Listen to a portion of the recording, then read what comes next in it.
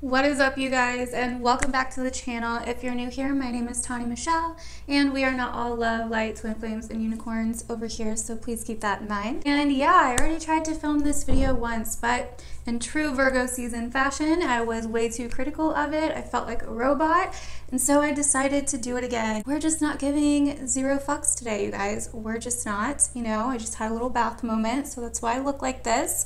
But yeah, the thumbnail you may see, I may look a lot more glammed up because I was looking good yesterday and the video just didn't turn out good by being critical. So don't judge me because it is Virgo season. So anyways, welcome to the September 2020 all signs video. This is for all signs, no matter what sign you are, no matter what rising you are, no matter what moon you have.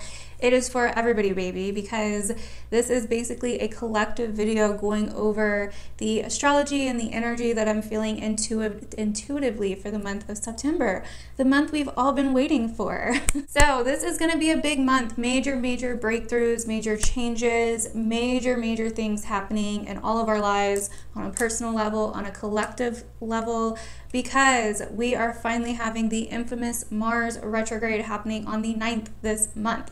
And as I'm sure you guys have heard, Mars retrograde is going to be squaring the shit show that we have going on in Capricorn. So this is going to bring a lot of tension, delays, stresses, it's going to force us to persevere. It's going to even feel like very sobering, or like we may be going back instead of forward, or we may have to address something that we thought we already addressed. Things like this. It's going to present some challenges. I'm going to be real with you guys. It's not going to be like a easy flowing month necessarily. Depending on your chart, it could be different for you, and that's fine. But yeah, it's a challenging month. But the main message I keep getting for everybody is that you're ready for it. So whatever challenges come up in your life this month or for the next couple months, because Mars is retrograding for a couple months, whatever things come up in your life these next few months are going to be a big deal, and they may change your life forever. And I know that's very scary to think about, but I'm just going to be real because that's the energy that we're dealing with. We're dealing with big deal energy here, but you're ready for it. Whatever is put in front of you, as scary as it seems, it is leading you to what you are here to do in this lifetime on this earth.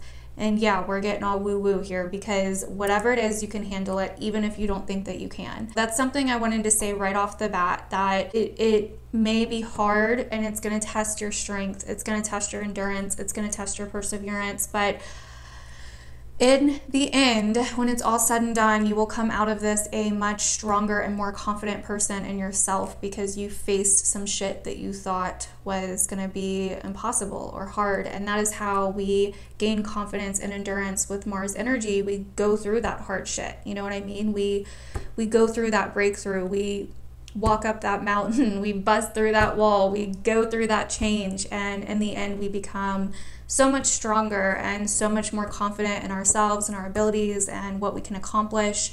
And yeah, that's how it's going to play out. Okay, so another thing that I want to say for this month before we really get into everything is that it's going to be very important to look at what you could gain or will gain from any kind of changes that happen. So let's say, for instance, that the change that you're going through is like a major breakup or something, as hard as it may seem, or as hard as it may be, look for what you're gaining in that situation, what you're going to get from that situation, instead of focusing on like what you're losing, if that makes sense. And this isn't just like ignore the negative and focus on the positive. You guys know I'm not that kind of spiritual bitch, but that's how you can work with that pain and those painful emotions and turn them into your strength to work for you instead of against you, right? To work with you instead of against you. And it's really taking that pain and that loss or that fear and turning it into something that is actually going to benefit you. And so that's the point of doing this, of looking at the gains rather than the losses or the fear or whatever the hell. And that's what I've had to do in my own personal life, because I've went through a lot of freaking change recently, and I'm about to go through a lot more change. And that's what I've had to do. That's what's kept me going. And I'm going to be sharing actually a lot about this very soon. I'm in the middle of working on a video to do for you guys, talking about how my life is a shit show and how I've made it through it, going through my first Saturn return, so that's always fun. But anyway, so let's get into the astrology for this month. I mean, we've already been talking about it, but you know what I mean. So on the 2nd, we have a Pisces full moon. Now, full moons in Pisces are, you know, very dreamy, very spiritual, very magical.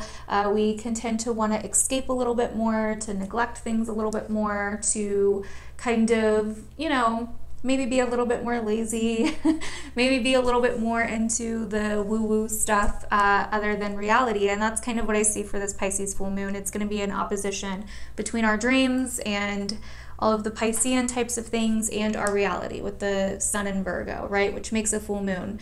When the sun is in a sign and the moon is in its opposite sign across the sky, that's what makes a full moon. So this Pisces full moon, though, it's weird, man. There's so much going on for this Pisces full moon. Like, it's crazy. It's going to be aspecting Uranus, you know, which can bring about random things and, you know, things that we weren't expecting, and also random insights as well. So you may be feeling more insightful around this full moon in Pisces. You may be feeling like, you know, like you can see things in a new way, like a renewed sense of hope even. But on the downside of this weirdo full moon in Pisces, it can be, for some, you know, confusion or misunderstandings. And this could be dealing with relationships as well, because around this full moon, Venus is going to be directly opposite Saturn.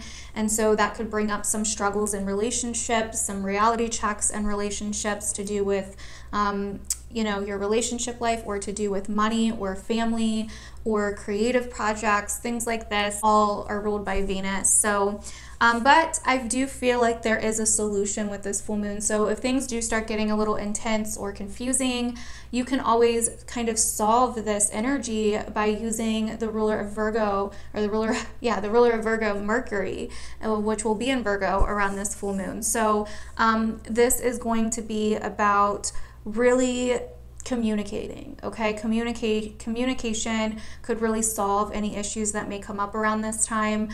Really being discerning, really analyzing things, really paying attention to the smaller details, that lovely Virgo energy that we love. And, you know, this could also bring up some news about health-related issues, because I personally, well, Virgo is the sign of health, but also Pisces I view as kind of spiritual health. So, and health on a larger scale as well. So I think that this could bring about some health things or some health news that comes out as well. But I think this is also kind of like, for some, I think this is going to be like a light at the end of the tunnel, like a renewed sense of hope. And for others, I feel like it could cause some tensity or confusion in certain areas of your life, depending on where this full moon is happening for you. Now, Mercury is going to be in Libra, I think most of this month, if not all of this month. I don't have it written down here. Moves into Libra on the 5th of September. So Mercury in Libra is going to be very much like, we're going to be our mind and the way that we're thinking, the way that we're making decisions. We are going to be taking other people's opinions and decisions and, you know, perspectives into consideration more. We're going to be more, like, you can kind of think about the Justice card. Like, that's kind of Mercury and Libra. We're trying to keep the peace, the balance. We're trying to do what's fair for everybody instead of just ourselves. We are trying to really think about our decisions before acting on them, these kinds of things. So you're going to see these themes for most of the month of September with Mercury and Libra. And yeah, and there could also be a lot of communication in relationships, a lot of decisions in relationships, possibly a lot of busyness in relationships. You could have people from your past like hitting you up. You could, you know, just have a lot of busyness with the significant relationships in your life, or people that you have significant relationships with could be very busy or contacting you a lot, things like that. So that's kind of Mercury and Libra. So on the 9th is when Mars retrograde finally happens in Aries.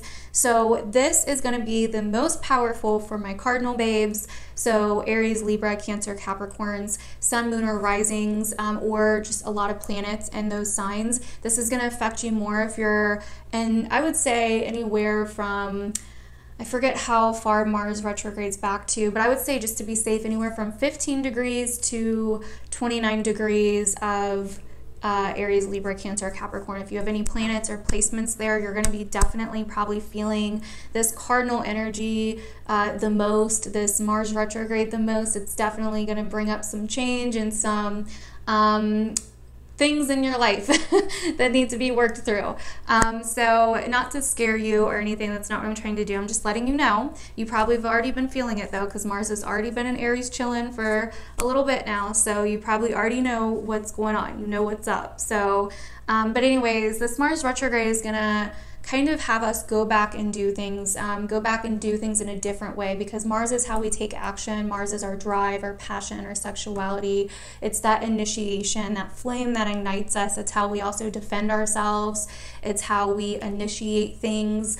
It's how we deal with things like on a physical level, okay? And so it's also, like I said, kind of like our passions and, you know, where we feel passion. And so, and how we exert ourselves and how we use our energy, our life force energy. And so, you know, with Mars retrograde, we're going to kind of be taking a step back from that and kind of figuring out a new way to kind of do those things, a new method to do those things. You know, we could find that we need to do things in a more steady or strategic way instead of just full force, balls to the wall, you know, going for something.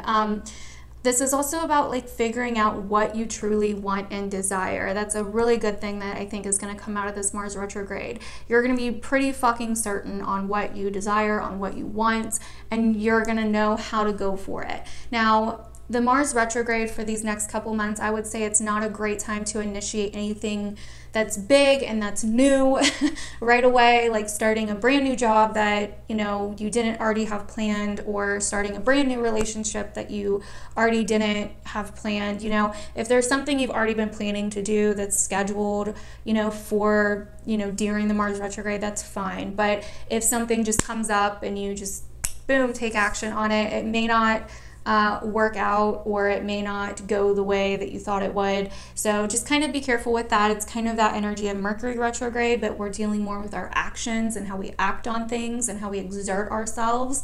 And so that's kind of why I'm saying that. But you may also have urges to want to go back and fix something from the past, like an old relationship, an old flame, you know, like especially if there's an attraction there, because Mars deals with our attraction. So you may have this urge to like want to go back and fix a horrible relationship that ended for a reason, you know what I mean? So just be careful with that. If you know, if that happens to you, it may not happen to everybody, it may just happen to some people, but if that does happen to you, ask yourself what the motivation is, because that's a very Mars thing to ask yourself. What is your motivation here? What is your intention with doing this here? And I think that could really kind of help you break down the layers and figure out where this motivation is coming from, if it's coming from a fear-based place, and if you actually need to like take action on this thing. I would also be careful not to overexert yourself, not to line up too many commitments for yourself, you know what I mean? Because you may not have the normal amount of energy that you do. You may have to go about a new way to get that energy or to take that action. And that's kind of what this Mars retrograde squaring Saturn and all that shit in Capricorn is kind of like forcing us to do. It's forcing us to go about it in a more mature adult kind of way, in a more stable way, in a more strategic way, in a way that's actually going to help us gain more and get more, even if it takes more time, or even if we have a lot of delays or whatever. It's definitely going to bring up a lot of delays, so definitely expect that. So yeah, we may have kind of like a lack of drive, so that could definitely happen. But yeah, this is definitely about fixing yourself and the way that you go about things, and it's also about seeing where, you know, you hold yourself back, or where you blame others or things externally to you for holding yourself back, you know. It's really going to show us like how we haven't been going about things that we want and how we have been going about things that we want. Then I would also not initiate any kind of fights with people or anyone around this Mars retrograde, because that's not going to go very well either with it squaring Saturn. I mean, especially authority figures, like I would not. If you initiate it, it's not going to go well for you. I'm just going to say that. So yeah, this is really about realizing what you can control and what you can't, and working with what you can and letting go of what you can't, you know. So another thing happening this month that's actually really good is Jupiter is finally going direct. So it's moving forward again. It's no longer in retrograde. So, and this happens on the 12th. Jupiter's been retrograde since May 13th. So if you want to think back to around that time, what you've learned since that time, especially related to wherever you have Capricorn in your chart. So Jupiter moving forward is going to really kind of show us how we can express this knowledge, this new understanding, this growth that we've, had, and these new perspectives and beliefs that we've internally found since May this year, and how we can really express that. On the 17th, we have the new moon happening in the sign of Virgo. And I'm going to do separate videos like I always do about the full moon and the new moon. I think if something does happen during the Pisces full moon that's a little confusing or seems like an issue, I think this Virgo new moon is going to be kind of where we can see the solution to it.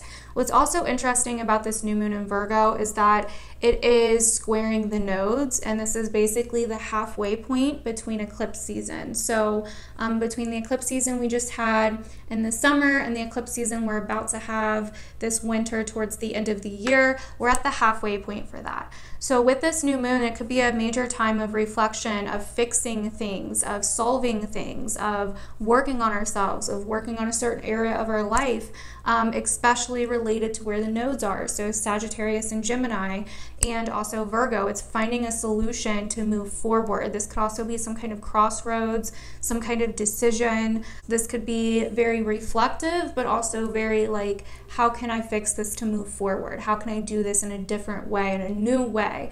How can I solve this, basically? So I think it's definitely going to bring up that kind of energy. There's something that maybe we've been going towards or that we've been wanting to do, but there's something that may need to be addressed at this halfway point for us to actually do that, if that makes sense. So anyways, and then on the 29th, we have Saturn finally going direct as well. So it will no longer be retrograde.